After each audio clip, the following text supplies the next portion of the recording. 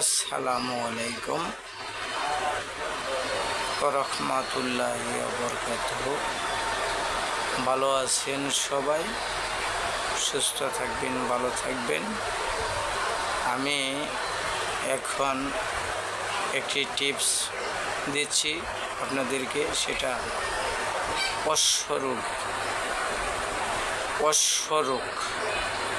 অশ্বরোগের টিপসটা ভালো করে শুনে মনে করে রাখবেন। আপনাদের যাদের অশ্বরোগ হয়েছে, সেই অশ্বরোগের যে অশ্বের বলি আছে অথচ রক্ত পড়ে না, সেখানে আপনার কি করতে হবে? 3টা বা 4টি নিম গাছ তো সবাই চিনেন। এই নিম গাছের গোটা, নিম গাছের বীজ বা শ্বাস নিয়ে সকালে এবং রাতে 2 বেলা চিবিয়ে খান। যদি চিবিয়ে না খেতে পারেন তাহলে ওইটা পাটায় বা হাম্বল দিস্তায় পিষে বেটে জলের সাথে মিশিয়েও খেতে পারেন, তাহলে অশ্বরোগ ভালো হয়ে যাবে। আমি আবার বলছি, যে অশ্বে বলি আছে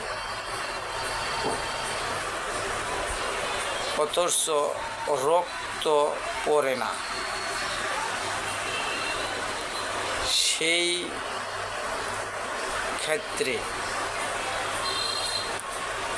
রক্ত পড়ে না, বলি আছে, পায়খানার রাস্তা দিয়া ছোটো ছোটো গোটা ফুইলা উঠে ভিতর থেকে, ওইটাকেই বলি বলা হয়।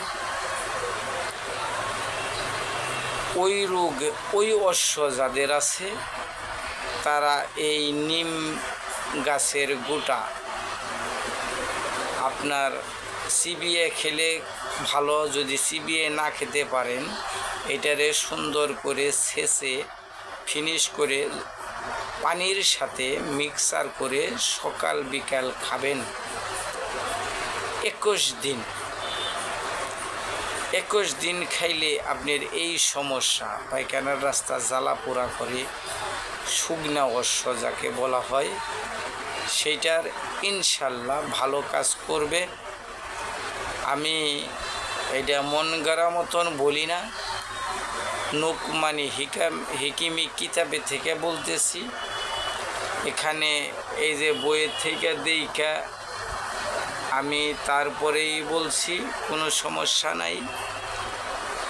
এই যে অশ্বরোগের ক্ষেত্রে যেভাবে হয় এইভাবেই আমি বলছি, আপনারা ব্যবহার করে দেখেন, কোনো পার্শ্ব প্রতিক্রিয়া নাই, খাইলেও কোনো সমস্যা হবে না। আপনার আল্লাহ যদি মুক্তি করে বিশ্বাস ভক্তি রেখে, তাহলে আপনারা খেয়ে দেখতে পারেন। আল্লাহ ভালো করলে করতেও পারে, মানুষ মাত্রায় উসুলা। লেকটারে আপনারা শেয়ার দিয়ে দিবেন, ফলো দিয়ে দিবেন। অনুরোধ রইল, ফলো দিয়ে আমার সাথে যুক্ত থাকবেন। নিত্য নতুন এইরকম রোগের চিকিৎসা পেতে আপনারা সবার আগে পাইবেন। ফলো দিলে আপনাদের কাছে যাবে। আমি টিপস দেওয়ার চেষ্টা করব, আপনারা সেটা যদি মেনে খান। আমি কোনো মিথ্যা কথার কোনো আশ্রয় না, আমি যা বলি সত্য কথা।